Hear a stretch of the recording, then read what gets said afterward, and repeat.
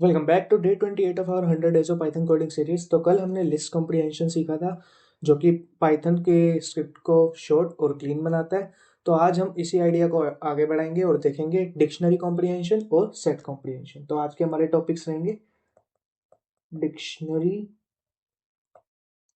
Comprehension और हमारा दूसरा टॉपिक रहेगा सेट कॉम्प्रिहेंशन। मैं ट्राई करूंगा कि आज की वीडियो में भी नॉइस सप्रेशन लगा दूं ताकि बैकग्राउंड नॉइसेस थोड़ी सप्रेस हो सके। तो बिना किसी देरी के बढ़ते हैं अपने टॉपिक्स की तरफ। अगर लिस्ट कॉम्प्रिहेंशन समझ आ गया तो आज का टॉपिक ऑलरेडी हाफ डन है। तो चलो शुरू करते हैं। तो सबसे पहले हम देखते हैं अपने पहले टॉपिक को, जो कि हमारा डिक्शनरी कॉम्प्रिहेंशन। अभी होता क्या है लिस्ट कॉम्प्रिहेंशन में? क्या हो रहा था, हम लूप को सिंगल लाइन में लिख रहे थे और उसी को ही डायरेक्ट लिस्ट में कन्वर्ट करवा देते हैं। तो डिक्शनरी कॉम्प्रिहेंशन यूज तब होता है जब हमें एक डिक्शनरी क्रिएट करनी हो या एक एग्जिस्टिंग डिक्शनरी से नई डिक्शनरी बनानी हो। तो नॉर्मल वे देखते हैं। मान लो हमें की वैल्यू पेयर्स बनाने हैं जिसमें की होगा नंबर और वैल्यू होगी उसके स्क्वायर। तो इसको अगर नॉर्मल वे में देखें तो क्या होता है, अगर मैं यहाँ पे स्क्वायर्स नाम से एक डिक्शनरी बना लूँ और इसमें फिर मैं क्या करूँ, यहाँ पे for I in range of 1,6 लेता हूँ और इसमें मैं क्या करता हूँ, स्क्वायर्स ऑफ आई मतलब कि इसके कॉरेस्पॉन्डिंग ये वैल्यू होगी आई इंटू आई, और सिंपली फिर मैं प्रिंट करवा देता हूँ स्क्वायर्स को।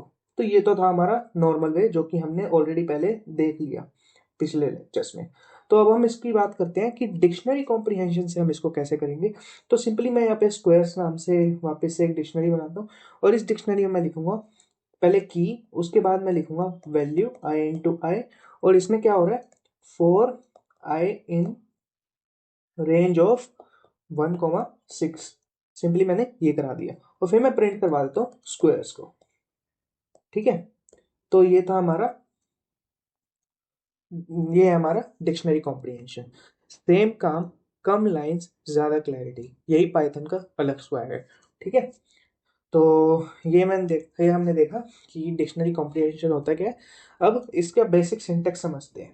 अब हमारा जो, हमें क्या समझना है यहाँ पे, बेसिक सिंटेक्स। कि यहाँ पे अगर जनरल फॉर्म में मैं लिखूँ तो हो क्या रहा है। तो देखो यार, हम डिक्शनरी बना रहे हैं जिसमें की और उसके बाद वैल्यू पेयर लेके, और ये आ कहाँ से रहा है, फोर आइटम इन आइट्रेबल। ठीक है, ये आइट्रेबल में से जो भी मतलब आइट्रेट हो सकते हैं उसमें से आइटम उठा के वो की वैल्यू पेयर बना रहे हैं। अब इसमें हो क्या रहा है, देखो लेफ्ट साइड में क्या हो रहा है, यहाँ पे हमारी डिक्शनरी एंट्री हो रही है। ठीक है, और राइट साइड में जो ये है वो लूप बन रहा है। ठीक है, तो ये था सिंपली एक बेसिक सिंटेक्स। अब हम जैसे हमने कल किया था लिस्ट कॉम्प्रिहेंशन विद कंडीशन, आज हम देखते हैं डिक्शनरी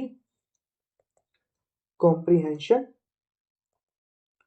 विथ कंडीशन। ठीक है, तो डिक्शनरी कॉम्प्रिहेंशन विद कंडीशन देखते हैं। अब देखो, अगर हमें चाहिए कि हमें खाली इवन नंबर्स का स्क्वायर करना है तो मैं यहाँ पे सिंपली एक इवन स्क्वायर्स नाम से डिक्शनरी बनाऊंगा जिसमें मैं डिक्शनरी कॉम्प्रिहेंशन का यूज करूंगा। सेम की वैल्यू पेयर, सॉरी, यहाँ पे आई इंटू आई कर दूंगा और सिंपली यहाँ पे for I in range of 1,11 if I mod two equals to 0। ठीक है, सिंपली मैंने यहाँ पे इवन स्क्वायर्स नाम से डिक्शनरी बना दी और इसके बाद मैं क्या करूँगा, यहाँ पे सिंपली प्रिंट करवा दूंगा इवन स्क्वायर। तो देखो यार, यहाँ पे हमारा ये था dictionary with dictionary comprehension with conditions का एग्जांपल। ठीक है, तो अब हम आगे बढ़ते हैं। अगला अब देखो इसमें हुआ क्या, कंडीशन लूप के बाद आती है और जो सेटिस्फाई करेगा वही डिक्शनरी में ऐड होगा। ठीक है, अब अगला हमारा जो टॉपिक आता है वो आता है एग्जिस्टिंग डिक्शनरी को मॉडिफाई करना। एग्जिस्टिंग डिक्शनरी को मॉडिफाई करना। ठीक है, अब ये कैसे होता है, अब इसको देखो। अब ये मतलब मान लो यहाँ पे मैं एक डिक्शनरी ले रहा हूँ मार्क्स नाम से, और सिंपली मैं इसमें मार्क्स लिख रहा हूँ। लाइक अगर मैंने अमन के मार्क्स लिखे यहाँ पे 80, फिर मैंने यहाँ पे रिया के मार्क्स लिखे 90, फिर मैंने यहाँ पे सैम के मार्क्स लिखे 70, और अगर मैं यहाँ पे अपडेटेड नाम से एक डिक्शनरी बनाता हूँ और इसमें मैं सिंपली क्या करता हूँ, नेम के अगेंस्ट मार्क्स को +5 कर देता हूँ। और ये हमारे कहाँ से रहे होंगे, फॉर नेम कोमा एम मतलब marks in marks dot items. जिन्होंने मेरी डिक्शनरी वाली वीडियो देखी होगी उनको पता होगा कि डॉट आइटम्स क्या करता है, हमारा की वैल्यू पेयर्स को रिटर्न कर देता है। तो नेम कोमा एम हमारे वहां से आ रहे हैं, फिर वो अपडेट हो रहे हैं मार्क्स में, मतलब हर एक मार्क्स में 5 ऐड हो रहा है। सिंपली फिर मैं यहाँ पे प्रिंट करवा दूंगा अपडेटेड को। तो कितने सिंपली हमने एक डिक्शनरी को अपडेट कर दिया डिक्शनरी कॉम्प्रीहेंशन का यूज करके। ठीक है, तो अब बढ़ते हैं हम अगले टॉपिक की तरफ, जो कि एक सेकेंड, अगला टॉपिक हमारा है, और इसमें ध्यान रखना यहाँ हम पुरानी डिक्शनरी को टच नहीं कर रहे, नई डिक्शनरी बना रहे हैं, तो ये सेफ कोडिंग में भी आ जाएगा। ठीक है, अब आता है dictionary coding with if else. Dictionary coding with if else. अब ये देखते हैं इसमें क्या हो रहा है। देखो, अगर मैं यहाँ पे एग्जांपल लूँ, मान लो मेरे को मार्क्स के बेसिस पे प्रिंट करवाना है कि जो स्टूडेंट है वो पास है या फेल है, तो मैं सिंपली यहाँ पे एक रिजल्ट नाम से डिक्शनरी बना देता हूँ। और फिर मैं क्या करूँगा, नेम के अगेंस्ट पास आएगा कब, जब if marks is greater than equal to 75, और एल्स में मैं सिंपली फेल कर दूंगा। ठीक है, तो ये नेम और ये जो रिजल्ट आ रहा हो, ये मार्क्स आ रहे होंगे, या कहाँ से आ रहा होगा, वही simply for name comma M in marks dot items. यहाँ से हमारे डिक्शनरी के की वैल्यू पेयर्स आ गए। फिर सिंपली मैं प्रिंट करवा दूंगा रिजल्ट को। ठीक है, तो ये था हमारा डिक्शनरी विद इफ एल्स। ठीक है, अब बढ़ते हैं हम अगले टॉपिक की तरफ, जो कि हमारा आज का one of the important topics है, जो है, और इसमें ध्यान रखना जो अभी हमने इफ एल्स वाला किया कि इफ एल्स वैल्यू के प्लेस पर लिखा जाता है। ठीक है, कि मतलब कि जैसे हमने अभी वो ऊपर सिंटेक्स देखा था, बेसिक सिंटेक्स की वैल्यू पेयर था, तो वैल्यू की प्लेस पे इफ एल्स लिखा जाता है, और कंडीशन लूप के बाद नहीं, एक्सप्रेशन के अंदर होती है। ठीक है, लूप के बाद कंडीशन नहीं है, एक्सप्रेशन के अंदर होती है, मतलब वो की वैल्यू जो एक्सप्रेशन है उसके अंदर होती है। तो अब है हमारा जो इंपॉर्टेंट टॉपिक, वो है सेट कॉम्प्रीहेंशन। डिक्शनरी कॉम्प्रीहेंशन हम देख लिया, अब आता है हमारा सेट कॉम्प्रीहेंशन। अब सेट कॉम्प्रीहेंशन की बात करते हैं। देखो यार, सेट कॉम्प्रीहेंशन बिल्कुल लिस्ट कॉम्प्रीहेंशन जैसा होता है, बस आउटपुट सेट होता है, मतलब कि यूनिक वैल्यूज होंगी वही एंटर होंगी। अगर मैं यहाँ पे नम्स नाम से एक सेट बना रहा हूँ जिसमें मैं 1 2 2 3 4 4 5 ऐसे एक सेट ले रहा हूँ, और इसमें यूनिक स्क्वायर्स नाम से बना देता हूँ, क्योंकि हमें पता है कि यूनिक आइटम ही आएंगे सेट में। सॉरी, यहाँ पे यूनिक स्क्वायर्स नाम से बना देता हूँ, और इसमें सिंपली मैं क्या करूँगा, आई इंटू आई, मतलब स्क्वायर्स लेने हैं। अब ये आई कहाँ से आ रहे हैं, फॉर आई इन नम से, मतलब कि सेट से आइटरेट होके आ रहे हैं। फिर मैं यहाँ पे सिंपली प्रिंट करवा दूंगा यूनिक स्क्वायर्स को। तो यहाँ पे पेरेंथेसिस आएगा कर्ली ब्रेसेस में। तो यहाँ पे मैंने सेट कॉम्प्रीहेंशन का एक एग्जांपल लिया, डुप्लीकेट्स ऑटोमेटिकली रिमूव हो जाते हैं और कर्ली ब्रेसेस यूज होते हैं। ठीक है, और हमें अब डिक्शनरी और सेट कॉम्प्रीहेंशन यूज कब नहीं करना, देखो, जब डेटा मतलब यूज करना कब है, पहले ये देखते हैं। जब डेटा ट्रांसफॉर्मेशन सिंपल हो, मैपिंग या फिल्टरिंग करनी हो, और कोड रीडेबल हो, तभी हम डिक्शनरी और सेट कॉम्प्रीहेंशन को यूज करते हैं। और कब यूज नहीं करना, जब लॉजिक कंफ्यूजिंग हो, बहुत सारी नेस्टेड कंडीशंस हो, और डिबगिंग टफ हो, मतलब कि कोड में हम पता नहीं लगा पा रहे कि गलती हुई कहाँ है, तो हम यूज नहीं कर सकते सेट और डिक्शनरी कॉम्प्रीहेंशन। अगर कोड देख के रुक के सोचना पड़े, तो उसमें नॉर्मल लूप बेटर है। ठीक है, कि अगर हमें सोचना पड़ रहा है कि इसको कैसे करेंगे हम कन्वर्ट डिक्शनरी या फिर सेट कॉम्प्रीहेंशन में, तो नॉर्मल लूप ही बेटर है। ठीक है, तो अब हम देखते हैं आज हमने सीखा क्या है। देखो, डिक्शनरी कॉम्प्रीहेंशन में हमने सीखा की वैल्यू मैपिंग, कंडीशन से हमने सीखा कि वैल्यूज को फिल्टर कैसे करना है, इफ एल्स से हमने सीखा कि वैल्यू को डिसाइड कैसे करना है, और सेट कॉम्प्रीहेंशन से हमने सीखा कि यूनिक वैल्यूज कैसे ऐड करनी है। ठीक है, तो ये था हमारा आज का टॉपिक, जो कि था डिक्शनरी और सेट कॉम्प्रीहेंशन। तो इसकी प्रैक्टिकल इंप्लीमेंटेशन भी देख लेते हैं, तो चलते हैं अपने कंप्यूटर स्क्रीन की तरफ। तो आज का पहला टॉपिक है हमारा डिक्शनरी कॉम्प्रीहेंशन। तो इसमें मैं वही स्क्वायर्स वाला एग्जांपल ले लेता हूँ, स्क्वायर्स नाम से डिक्शनरी बना लेता हूँ। इसमें सिंपली मैं क्या करूँगा, स्क्वेयर्स नाम से डिक्शनरी बनाने के बाद मैं यहाँ पे सिंपली आई मतलब की और वैल्यू होगी हमारी आई इंटू आई, और ये आ कहाँ से होगा, four I in range of 1,6। अब मैं यहाँ पे सिंपली प्रिंट करवा दूंगा स्क्वायर्स, तो हमारी सिंपली डिक्शनरी प्रिंट हो जाएगी। यहाँ पे नहीं प्रिंट आएगा, तो सिंपली डिक्शनरी प्रिंट हो जाएगी 1 1 2 4 3 9 4 16 और 5 25, ये डिक्शनरी प्रिंट होगी। तो 1 के कॉरेस्पॉन्डिंग 1, 2 के कॉरेस्पॉन्डिंग 4, 3 के कॉरेस्पॉन्डिंग 9, 4 के कॉरेस्पॉन्डिंग 16 और 5 के कॉरेस्पॉन्डिंग 25। तो ये था हमारा बेसिक एग्जाम्पल एक डिक्शनरी कॉम्प्रिहेंशन का। तो इसका एक बेसिक सिंटेक्स हमने देखा था इसके बाद, और उसके बाद हमने एक डिक्शनरी कॉम्प्रिहेंशन विद कंडीशन देखा था जिसमें हम इवन नंबर्स का स्क्वायर डिक्शनरी में ऐड करवाते थे।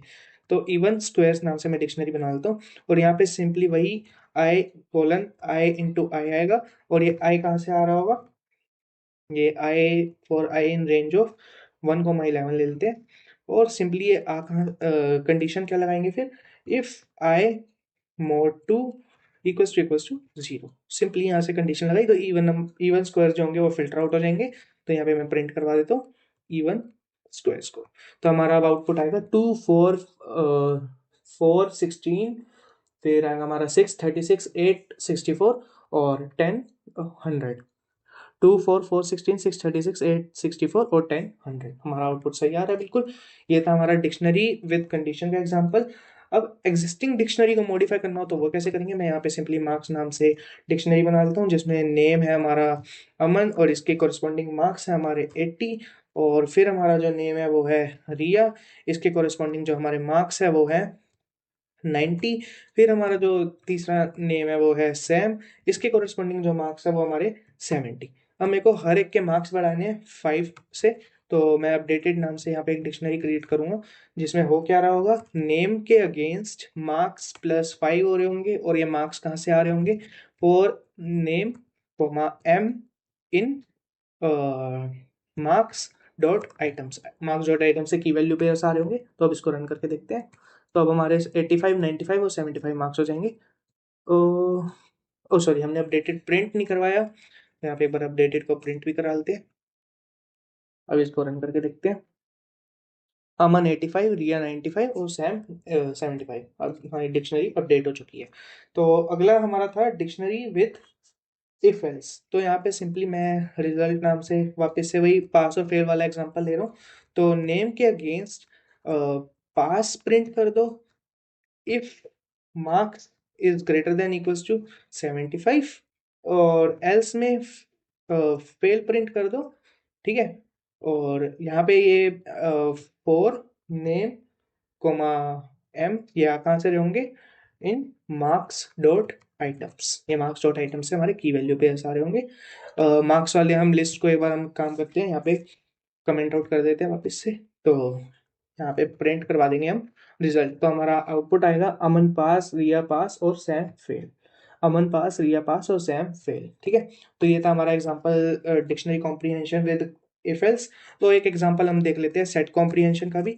सेट कॉम्प्रिहेंशन, मैं सिंपली ये वाला भी जो मार्क्स वाली डिक्शनरी है उसको कमेंट आउट कर देता हूँ। और सेट कॉम्प्रिहेंशन के एग्जांपल में हमने देखा था कि यूनिक स्क्वायर्स हमें निकालने थे।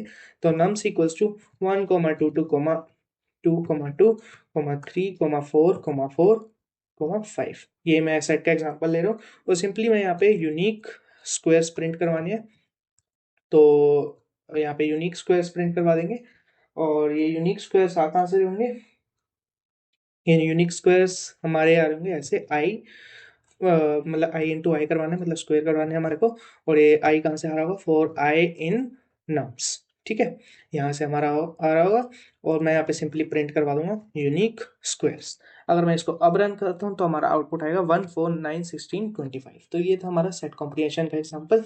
तो बात करते हैं हम अपने असाइनमेंट क्वेश्चंस की, जो कि आपको कमेंट में मेंशन करने होंगे या फिर सॉल्व कर लेना अपने एंड से। प्रैक्टिस बहुत ज़रूरी है इन क्वेश्चंस की। तो देखो, अब यहाँ पे एक हम क्वेश्चन लेते हैं कि एक डिक्शनरी लो, और उसमें करना क्या है, सिर्फ पास स्टूडेंट्स की नई डिक्शनरी बना, मतलब कि एग्जिस्टिंग डिक्शनरी से नई डिक्शनरी बनानी है। ठीक ठीक है। तो एक दूसरा ले लेते हैं।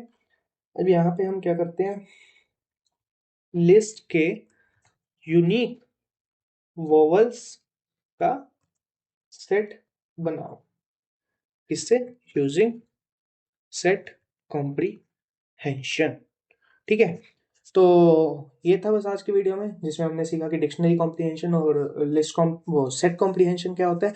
तो वीडियो पसंद आए तो वीडियो को लाइक करें, चैनल को सब्सक्राइब करें और कमेंट में ज़रूर बताएं अगर आपको किसी स्पेसिफिक टॉपिक पे वीडियो चाहिए हो, और कमेंट में अपने सॉल्यूशन ज़रूर मेंशन करना, और कोई डाउट है तो वो भी आप मेंशन कर सकते हैं, मैं ज़रूर रिप्लाई करूंगा। तो आज की वीडियो में बस इतना ही, मिलते हैं अगली वीडियो में। Thank you, bye bye, take care.